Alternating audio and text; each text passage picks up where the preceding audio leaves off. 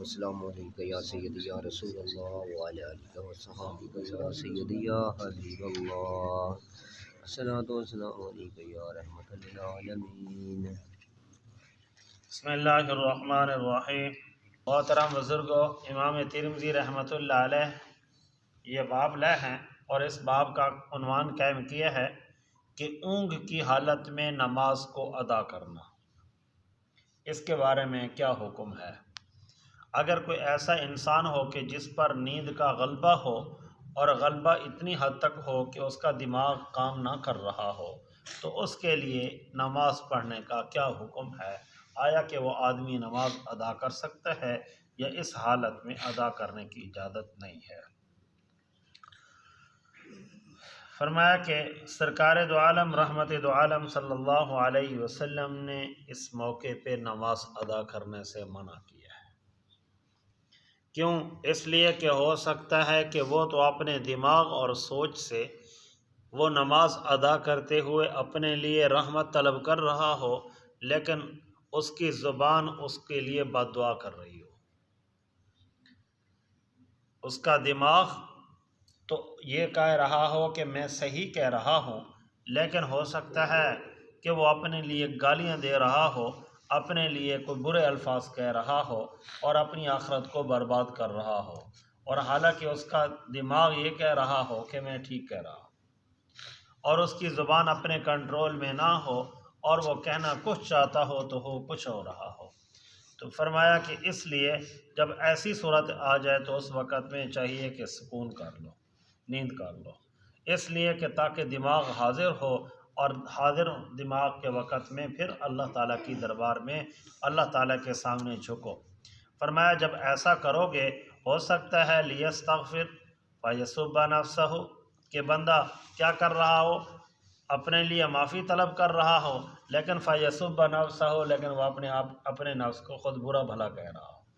یعنی اپنے لیے برائی کی دعا مانگ رہا ہو اور اس کے ذہن میں کچھ اور ہو اور اس کے الفاظ کچھ اور ہوں۔ اس لیے فرمایا ہے کہ جو چیز کہی جائے اور اس کو پتہ بھی ہونا چاہیے کہ میں کیا کہہ رہا ہوں۔ ایک جاہل امام، اللہ معاف فرمائے، ان پڑھ مسجدوں میں بہت سارے امام ہوتے ہیں، تو جاہل آدمی وہ بیچارہ امام بنا دیا گیا، اس نے کوئی 2-4 سپارے پڑے ہوئے تھے، انہوں نے کہا یہ جی ہمارے لیے اچھا ہے، تو بیان ان کو کر رہا تھا کہ حضرت ابو جہل نے یہ فرمایا۔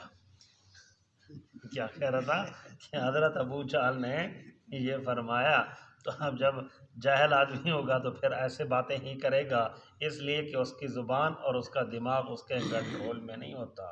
کہ اس کو نہیں سمجھ آ رہی ہوتی کہ میں کیا کہہ رہا ہوں اور میری زبان سے کیا نکل رہا ہے۔ تو اس لیے ایسے معاملات میں تو میرے پاس ان کے مقتدی آ گئے، ایک بندہ ان میں سے تھوڑا بہت جانتا تھا، کہنے لگا مفتی صاحب یہ بتاؤ کہ ابو جہل نے کلمہ پڑھا تھا؟ میں نے کہا نہیں۔ کہتے ہیں ہمارا امام صاحب جو ہے وہ کئی دفعہ میں بیان کرتا ہے، وہ کہتا ہے حضرت ابو جہل نے یہ فرمایا۔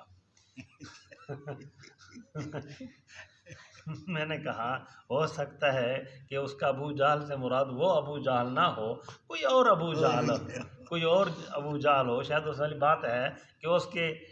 زبان میں کچھ اور آتا ہو تو اس کے ذہن میں کوئی اور ابو جہل ہو، تو خیال کریں وہی ابو جہل ہے جو مرتد ہوا، یا کوئی اور ابو جہل اسی نام کا تو نہیں ہے۔ اس لیے کہ یزید نام کے بہت سارے ہیں، ایک یزید بن معاویہ، حضرت معاویہ رضی اللہ تعالیٰ عنہ کا بیٹا بھی یزید ہے، لیکن یزید نام کے اور بھی صحابی ہیں،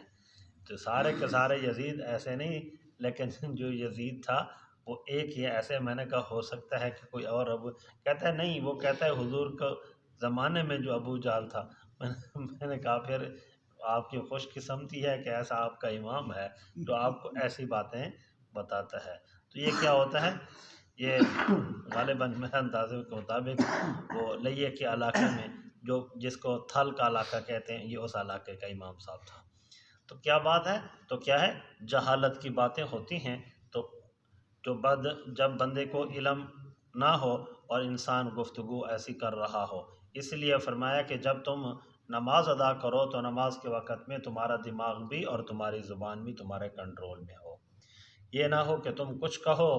اور تمہارا دماغ کچھ تمہیں اور کہہ رہا ہو۔ باب ہے نماز کے بارے میں۔ اونگ کے وقت میں حضرت ام المومنین سیدہ عائشہ رضی اللہ تعالیٰ عنہ فرماتی ہیں، جب تم میں سے کسی ایک کو اونگ کی حالت آئی ہو، اس حال میں کہ اس وقت میں نماز کا وقت بھی ہو، پس چاہیے کہ وہ آدمی تھوڑی دیر اپنے آپ کو نیند آرام کر لے، تاکہ حتیٰ یذھب عنہ النوم، تاکہ اس آدمی سے نیند کا غلبہ چلا جائے۔ فَإِنْ أَحَدَكُمْ، پس اگر تم میں سے کوئی ایسا کرے گا جب کہ وہ نماز پڑھ رہا ہو، اس حال میں کہ وہ اونگ ہو، تو فَلَعَلَّهُ يَذْهَبُ لِيَسْتَغْفِرْ، ہو سکتا ہے کہ وہ تو کہنا چاہ رہا ہو اللہ تعالیٰ سے معافی، فَيَسُبَّ نَفْسَهُ، لیکن وہ اپنے آپ کو گالیاں دے رہا ہو، یعنی اپنے لیے کوئی برائی کی دعا مانگ رہا ہو، تو اس لیے خطرہ ہوئے۔ وفی الباب عن انس ابی ہریرہ، حضرت انس اور حضرت ابو ہریرہ رضی اللہ تعالیٰ عنہ سے بھی یہی روایت نقل کی گئی ہے۔ ام المومنین سیدہ عائشہ صدیقہ رضی اللہ تعالیٰ عنہ فرماتی ہیں، فرمانے لگی حدیث امام ترمذی فرماتے ہیں حضرت عائشہ صدیقہ والی حدیث، فرمایا حدیث حسن صحیح، یہ حدیث حسن بھی ہے اور صحیح بھی ہے۔ اور اسی طرح ایک مسئلہ آج کل کے دور کے مطابق بھی تھوڑا سا سمجھ لیں کہ بعض گولیاں ایسی ہیں کہ جن کے اندر تھوڑا سا غنودگی ہے، دماغ پر اثر کرتی ہیں، اور اس وقت میں اگر کسی آدمی کو پتہ ہو کہ یہ میرے اوپر اثر کرتی ہے، تو جب گولی کھاؤ تو فوراً نماز نہ ادا کرو، تھوڑی دیر صبر کر لو، ہو سکتا ہے کہیں دماغ پر اثر کر کے وہ انسان کچھ اور پڑھے، وہ کچھ اور زبان سے نکلے، ایسا نہ بن جائے۔ جب کہیں کوئی گولی کھا لو تو تھوڑی سی دیر صبر کر لو، دیکھو میرا دماغ کام کرتا ہے کہ کام نہیں کرتا۔ اللہ تعالیٰ سے دعا ہے اللہ تعالیٰ عمل کی توفیق